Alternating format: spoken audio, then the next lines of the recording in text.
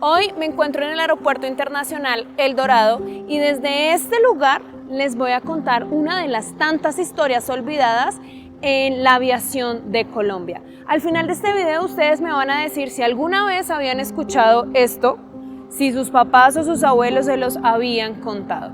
Porque miren, esta historia realmente casi no la encuentro en ningún lado, fue complicado conseguir la información. Tanto que ni registro fotográfico ni de video existe en el momento. Así que en este video quiero que ustedes vayan imaginando todas esas escenas que les voy contando para que las recreen en su mente y tengan otra nueva historia para contar. El 21 de noviembre de 1976, siendo las 6:12 de la tarde, un avión Cessna 421 de matrícula Hotel Kilo 646, procedente de Cali, hizo contacto con la torre de control del Aeropuerto Internacional El Dorado, avisando que se encontraba próximo a aterrizar en este lugar. Ese avión en ese momento era único en Colombia, por eso era muy fácil reconocerlo. En ese vuelo venían solo 6 personas: el abogado Pablo Luna, otro abogado llamado Fernando Orjuela, de 47 años, que era inspector del DAS, y junto a él traía sus 2 hijos y un sobrino, un hijo de 8 años, el otro de 14 y su sobrino de 13 años. Y como sexto tripulante venía el capitán Gonzalo Duarte Bernal, de 51 años. Para el experimentado piloto, que tenía más de 15.000 horas de vuelo, este procedimiento de aterrizaje era totalmente de rutina. Las condiciones de visibilidad en el Aeropuerto El Dorado eran óptimas para realizar el procedimiento de aterrizaje, y en la torre de control le habían ya dado permiso y le indicaron la pista por la cual él debía aterrizar. Siendo ya aproximadamente las 6:20 de la tarde, empezó a oscurecerse. Sin embargo, esto no quitaba ninguna buena condición para el aterrizaje. Además, en Bogotá empezaba a presentarse una leve llovizna, pero nada que indicara un contratiempo. Una vez ya confirmada la pista, confirmado todo el procedimiento, el piloto se dispone a iniciar el descenso. Pero en este momento, todo cambió. Los controladores aéreos empezaron a notar que algo estaba fallando en la comunicación. La voz del piloto empezó a sonar como entrecortada, como si en verdad existiera una interferencia en la señal. Rápidamente intentaban arreglar toda la comunicación, pensaban que tal vez era una falla mecánica en el sistema de comunicaciones del avión con la torre de control. Sin embargo, se empezaron a alarmar cuando se dieron cuenta que el piloto decía cosas incoherentes, que ya no se trataba de fallos de la comunicación, sino que se escuchaba un poco angustiado, como que el piloto hacía fuerza para poderse expresar y lo que decía no tenía nada que ver con el procedimiento de aterrizaje. En ese momento supieron que algo grave, algo muy grave estaba pasando. En menos de 5 segundos se perdió toda la comunicación. En la torre de control inmediatamente dieron aviso a todo el aeropuerto y empezaron a ejecutar los procedimientos de emergencia. Los vuelos que estaban a punto de aterrizar tuvieron que desviar los aeropuertos alternos. Los que iban a despegar le cancelaron el procedimiento. Primero tenían que saber qué era lo que estaba pasando con el Cessna, en qué condiciones se encontraba el piloto y por qué no contestaban. Pues el Cessna estaba próximo a aterrizar y por los radares se veía que venía descendiendo a gran velocidad y por supuesto tenía una aproximación muy apresurada hacia el aeropuerto. En las pistas ya se encontraban los bomberos, las ambulancias y las personas listas para proceder ante una gran emergencia. Pero las personas que estaban allá abajo en tierra se dieron cuenta de algo muy particular. El avión sobrevoló por primera vez el aeropuerto. Así que ellos entendieron que tal vez el avión tenía problemas con el tren de aterrizaje, pues se suele hacer que cuando un avión tiene estos problemas, estas fallas mecánicas, lo que hacen es sobrevolar el aeropuerto y automáticamente en torre de control entienden que está teniendo problemas con el tren de aterrizaje. Los controladores intentaban una vez más comunicarse con el Cessna, pero no encontraban resultados. Desde que se perdió la comunicación ya habían pasado 12 minutos y 12 minutos en un vuelo con emergencia es un tiempo bastante considerable. En un minuto pueden pasar muchas cosas y ahora en 12 ellos no sabían qué era lo que estaba pasando. Luego de intentarlo, empezaron a escuchar en la comunicación unos toques, hasta que se dieron cuenta que alguien estaba intentando comunicarse con ellos. Al otro lado, alguien respondía, aló, aló, torre de control. Al parecer, el piloto sufrió un paro cardíaco. El vuelo lo han tomado 2 muchachos. No sabemos qué hacer, ¿nos pueden guiar? Y en ese momento los controladores se dieron cuenta que estaban enfrentándose a una situación que jamás imaginaron en su vida. 2 muchachos estaban pilotando un avión sin nada de experiencia. Como que se sentaron, tomaron el control y lo único que hacían ellos era tratar de salvar su vida. La persona que se comunicó por primera vez con Torre de Control era el abogado Pablo Delgado. En ese momento trabajaba en Ingenio Río Paila de Cali y era muy habitual que hiciera este recorrido bastantes veces al mes. Pero cuando él se comunicó con Torre de Control le preguntaron si tenía algún conocimiento del avión Cessna 421, a lo que él dijo: nunca, ni siquiera había ingresado a la cabina de los pilotos, no entiendo absolutamente nada de esto, y el mando del avión lo tienen 2 niños, uno de 13 y uno de 14 años. A ellos hay que darles las indicaciones porque están dando todo de sí mismos para controlar esta gran aeronave. Ellos, como podían, sobrevolaban la ciudad y los controladores aéreos lo único que hicieron fue buscar pilotos para que les ayudaran a controlar la situación por medio de la radio. Pero en ese momento, cuando estaban desviando los demás vuelos para aeropuertos alternos, un capitán en un vuelo que estaba aproximándose al aeropuerto tomó la comunicación con Torre de Control y les dijo: acabé de sintonizar la frecuencia y sé el problema que están presentando con el Cessna 421, yo voy a guiar a los niños, por favor deme el puente de comunicación, y así lo hicieron. El capitán Felipe Silva dijo conocer muy bien este tipo de aeronave e inmediatamente se comunicó con los niños, se presentó y les dijo que iba a hacer todo lo posible para indicarles cómo debían iniciar el procedimiento de aterrizaje. El capitán se esforzó muchísimo, les hablaba en un lenguaje muy básico.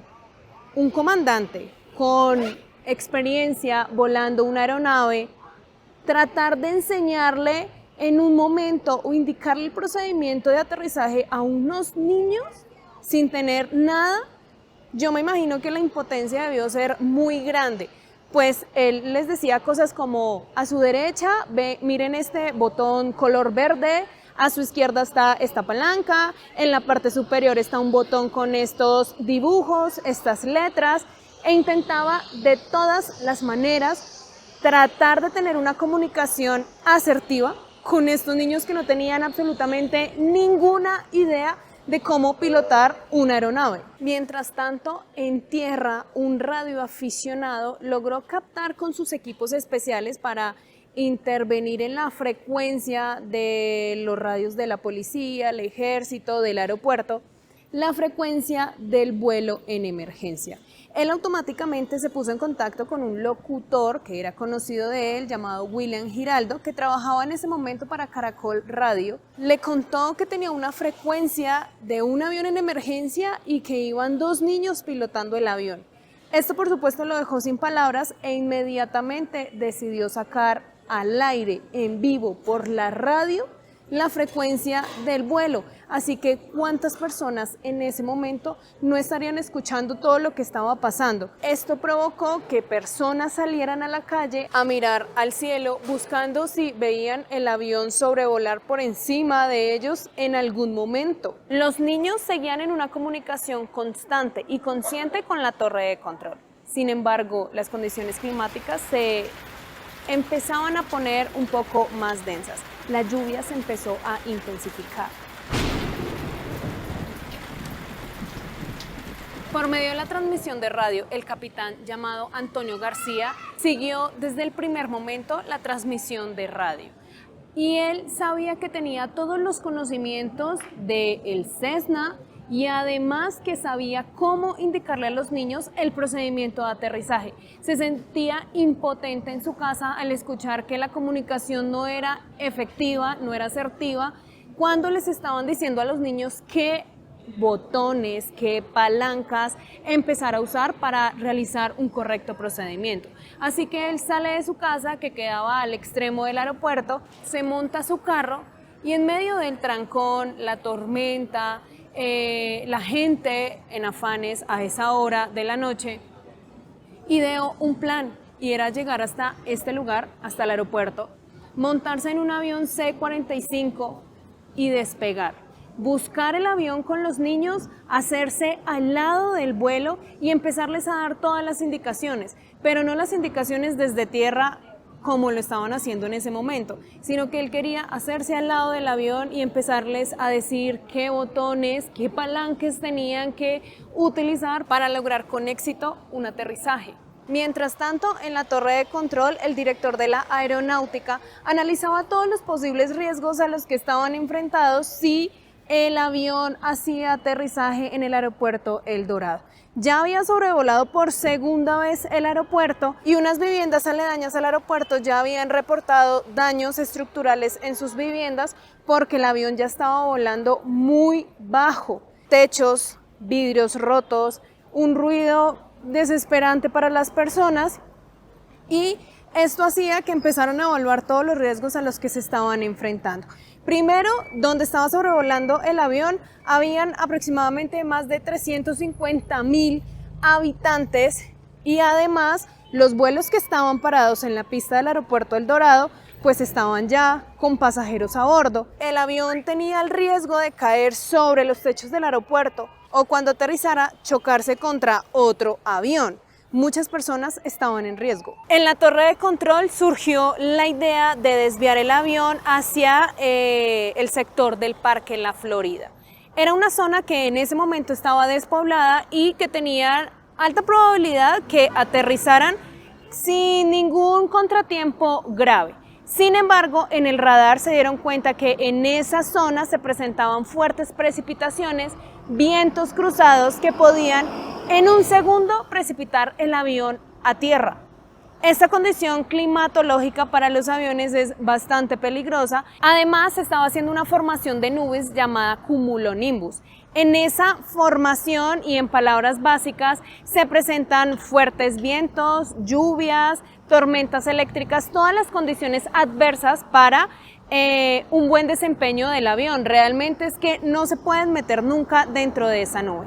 Mientras tanto, pues en la torre de control habían bastantes opiniones encontradas sobre el riesgo que podían correr estos niños, las personas que estaban en el Cessna, al momento de desviar el rumbo hacia el Parque de La Florida, porque era demasiado peligroso. Sin embargo, el capitán Felipe Silva, el que les estaba dando las indicaciones a estos niños, estaba sobrevolando la ciudad mientras ubicaba a estos niños. Pero ya ha pasado cierto tiempo, se comunica con la torre de control y les dice: no les puedo guiar más, el combustible se me está agotando, realmente ya me queda el combustible exacto para poder hacer el aterrizaje en el aeropuerto El Dorado, no me puedo ya desviar a ningún aeropuerto alterno, por favor denme pista porque ya no puedo sostenerme más en vuelo. Así que, por supuesto, torre de control, en ese momento fue cuando ya tomaron la decisión de desviar el avión hacia el Parque La Florida.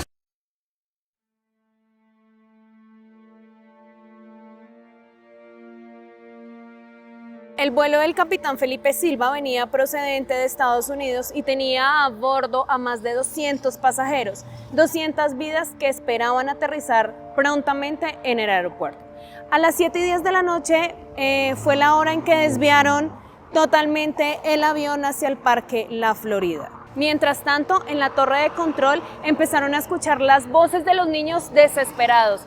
Gritaban que ya no tenían el control del avión, que no veían absolutamente nada, que estaba lloviendo torrencialmente, que el avión parecía moverse para todo lado, no sabían qué hacer y cuando los niños estaban diciéndole lo que estaba pasando a los controladores aéreos, en un segundo todo se silenció.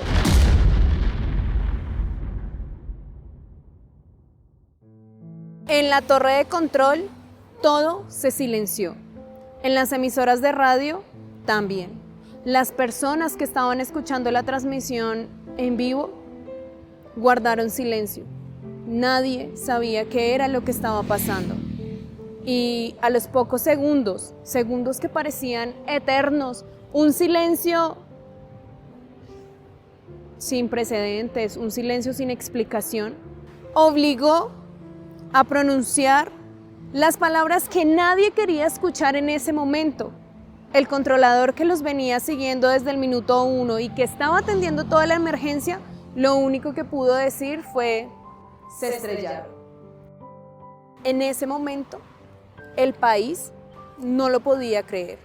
Muchas personas en la calle oraban porque esos niños llegaran al aeropuerto, se salvaran, o tal vez si tenían un aterrizaje dramático, un aterrizaje muy fuerte, al menos quedaran ilesos. Pero nada de eso sucedió. En ese momento, el país se enteró que el Cessna 421 había sufrido un accidente fatal. La tristeza, la decepción y la impotencia se apoderaron de las personas que estaban tratando de llevar a un final feliz todo el procedimiento de emergencia, pero en este accidente aéreo 3 factores, 3 errores condicionaron el destino final de estos niños.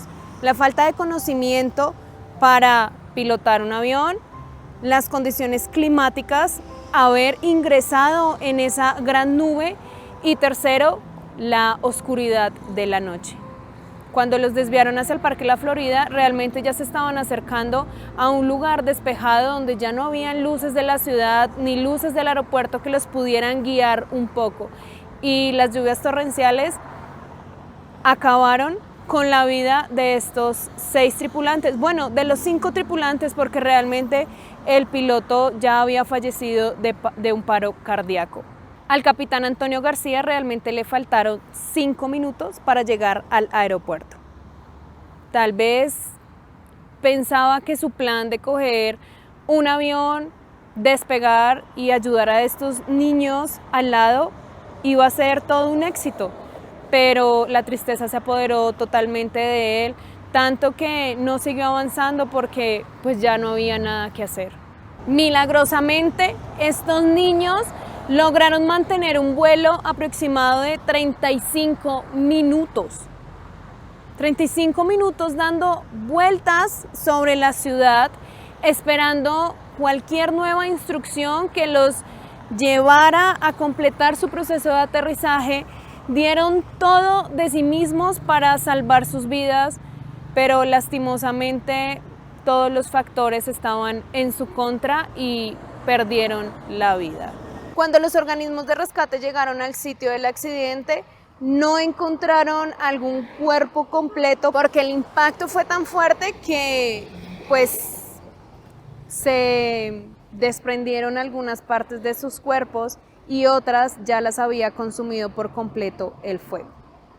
Quiero saber aquí abajo en los comentarios si ustedes conocían esta historia, qué piensan de todo lo que les conté, si tal vez existía una posibilidad de que esta historia tuviera otro final. Estos fueron los niños que sobrevolaron la ciudad de Bogotá, una historia que me pareció increíble para contárselas y sobre todo para que ustedes tengan otra historia más en su cabeza y que tengan algo más que contar.